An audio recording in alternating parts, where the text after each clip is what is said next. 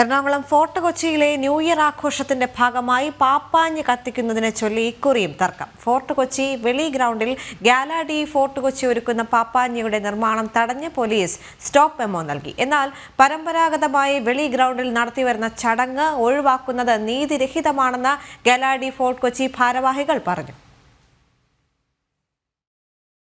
എറണാകുളത്തെയും new year ആഘോഷിക്കാനെത്തുന്ന വിനോദസഞ്ചാരികളുടെയും പ്രധാന ആകർഷണമാണ് പുതുവർഷപ്പിറവിയിൽ ആഘോഷമായി അഗ്നിക്കിരയാക്കുന്ന പാപ്പാഞ്ഞികൾ. ഫോർട്ട് കൊച്ചി ഭാഗത്ത് നിരവധി സംഘടനകൾ പാപ്പാഞ്ഞി ഒരുക്കാറുണ്ടെങ്കിലും ഇതിൽ പ്രധാനം പരേഡ് ഗ്രൗണ്ടിൽ കാർണിവൽ കമ്മിറ്റി ഒരുക്കുന്ന പാപ്പാഞ്ഞിയും ഫോർട്ട് കൊച്ചി വെളി ഗ്രൗണ്ടിൽ ഗാലാഡി ഫോർട്ട് കൊച്ചി ഒരുക്കുന്ന പാപ്പാഞ്ഞിയുമാണ്. എന്നാൽ കഴിഞ്ഞ ദിവസം പോലീസ് ഗാലാഡി ഭാരവാഹികൾക്ക് നൽകിയ നോട്ടീസിൽ പാപ്പാഞ്ഞി നിർമ്മാണം നിർത്തിവെക്കണമെന്നാണ് ആവശ്യപ്പെടുന്നത്.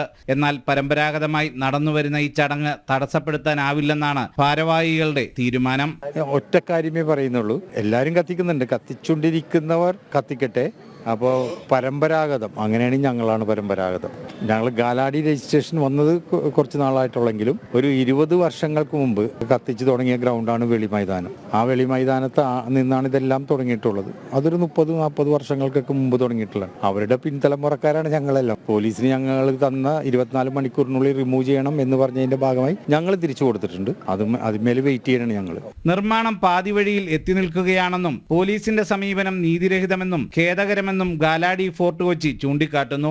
ഇതിന്റെ പുറകിൽ ഞങ്ങൾ മാത്രമാണ്, ഇതിൽ വേറെ ആർക്കിടെക്ട് അങ്ങനെ വേറെ ആരുമില്ല, ഞങ്ങളുടെ മെമ്പർമാർ മാത്രമാണ് ഇത് നിന്നുകൊണ്ട് ചെയ്തുകൊണ്ടിട്ടുള്ളത്.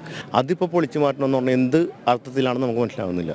ഞങ്ങളുടെ എല്ലാവരുടെയും വിയർപ്പിൻ്റെ ഒരു ഇതാണ് അവിടെ കാണുന്നത്. അപ്പം അത് പൊളിച്ചു മാറ്റം എന്ന് പറയുമ്പോൾ ഞങ്ങൾക്ക് മാനസികമായിട്ട് എല്ലാവരും വളരെ വിഷമത്തിലാണ്. ഒരേ സമയം രണ്ടിടത്ത് വലിയ രീതിയിൽ ആളുകൾ തിങ്ങിക്കൂടുമ്പോൾ സുരക്ഷ ഒരുക്കുന്നതിലെ പരിമിതിയടക്കം ചൂണ്ടിക്കാട്ടിയാണ് പോലീസ് നടപടി.